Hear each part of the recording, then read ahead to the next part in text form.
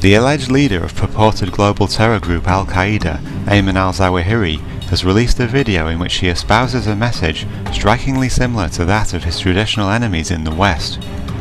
Speaking in an 8-minute video entitled "Onwards Lions of Syria," released to Jihadi Forum Saturday, al-Zawahiri refers to the pernicious, cancerous regime of the butcher Assad in Syria, and calls on Muslims in Iraq, Jordan, Lebanon and Turkey to join the rebels and overthrow the Syrian government.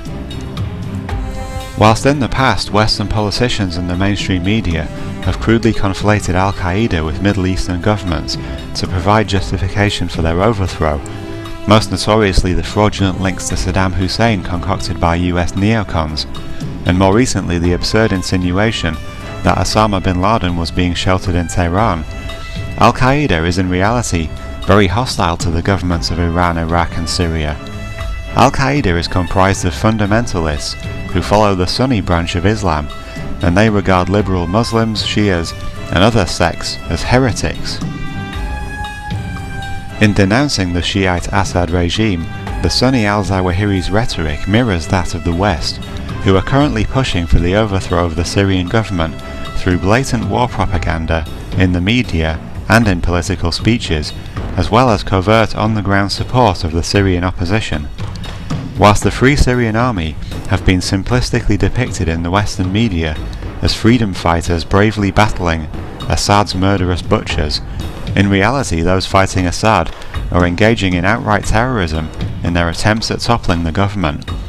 The FSA has denied being behind Friday's twin bombing in the city of Aleppo, in which many civilians were killed, but in an early report they admitted responsibility, as reported immediately after the attack in Friday's The Guardian.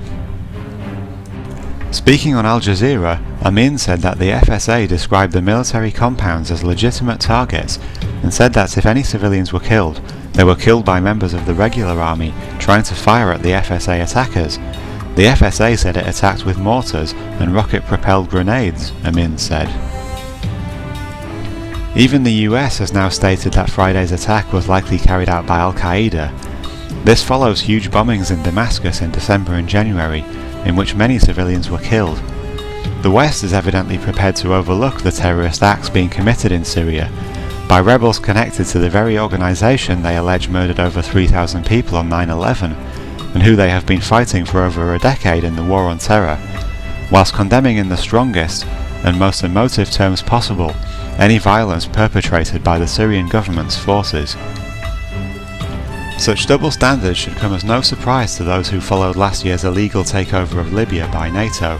It's been widely acknowledged that Islamic extremists, previously behind the killing of Allied soldiers in Iraq, were amongst the Libyan rebels who murdered Gaddafi and overthrew his regime, NATO providing them with a high-tech air force, whilst British and Qatari special forces directed operations on the ground. Following the rebel victory, the black Al-Qaeda flag was seen flying above a courthouse in Benghazi, the city in which the uprising began, and the country is now operating under Sharia law. Events in Syria appear to be closely following the template established in Libya, with the cynical Western public weary of the protracted, costly and destructive campaigns in Iraq and Afghanistan. The West's new war model carefully avoids deploying traditional ground forces to invade countries whose governments it wants to topple. Instead, opposition to the target government is supported and funded amongst the domestic population, who often have legitimate grievances, thus fomenting dissent and protest against the regime. The West then turns a blind eye to foreign extremist terrorists entering the country with their own agenda, even actively funding and supporting them, as in Libya and allegedly Syria, so that they can do the dirty work that peaceful protesters are unwilling or opposed to carrying out.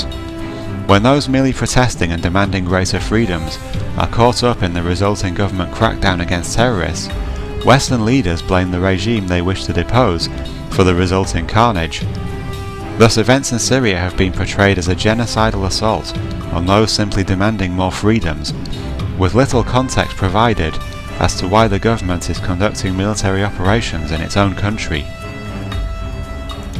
Syria is clearly the latest target in the list of 7 countries in 5 years that US neocons had in their sights immediately after 9/11. as described by General Wesley Clark in 2007, the ultimate goal being to topple Iran's mullahs and replace them with a friendly pro-Western puppet regime.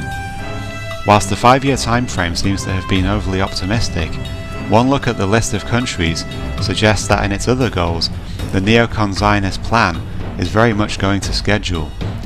As libertariannews.org states, Iraq, check. Libya, check. Somalia, check. Lebanon, check. See assassination of Rafik Hariri in the Cedar Revolution. Sudan, check. Southern Sudan became a sovereign state on the 9th of July 2011. Syria, currently in progress. Iran, the saber-rattling and war propaganda has reached a fever pitch.